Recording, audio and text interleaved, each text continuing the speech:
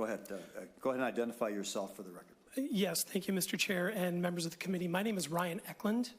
I'm a resident, lifelong resident of Minnesota, current resident of Woodbury, Minnesota.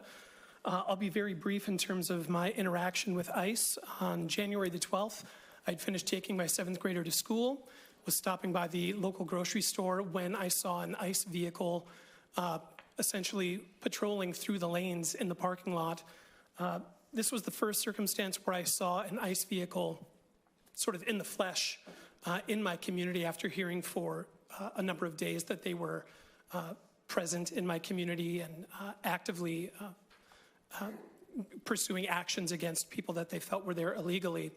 At that point, I felt a strong sense of responsibility as a citizen, as a member of my community, to hold the individuals who are instilling fear and anxiety in our communities accountable for their actions. So while trying to keep myself as safe as possible, stayed in my vehicle and grabbed my cell phone and started recording them from a good safe distance. At approximately 90 seconds to 2 minutes later, they parked in an adjacent parking lot. I parked near them, and one of the ICE agents got out of their vehicle, came up to my window, took a photograph of me, and then immediately got back into their vehicle. At which point I continued to follow them, recording all the while, as they then went up the street approximately a mile away and turned into my neighborhood, onto my street, and into my cul-de-sac. They essentially led me to my home in a clear effort to show me that they know who I am, they know where I live, and that I should not continue to hold them accountable. I continued to do so. Continued to follow them, at which point, after following them for a total of about 8 minutes, I was then boxed in by 2 different ICE vehicles. I was forcibly removed from my vehicle. One of the ICE agents opened the car door.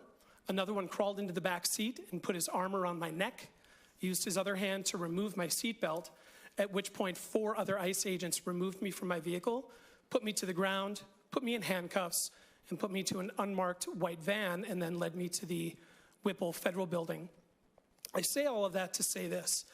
The room that I was in for the 10 hours that I was in the Whipple Federal Building with leg irons on my legs, the room that I was in was then filled throughout the day with a total of 8 U.S. citizens, all of whom were utilizing their constitutionally protected rights to record the activities of ICE agents. At no point in time was I impeding their investigation.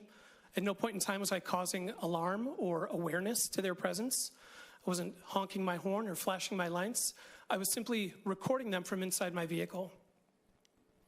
This kind of precedent is a dangerous one, and I would encourage the members of the committee to strongly encourage what this bill does, which is simply provide citizens a mechanism by which they can protect and hold those accountable for violation of their rights.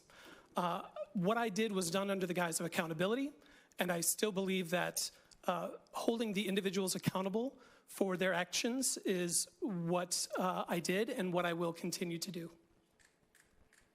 Thank you for your testimony today.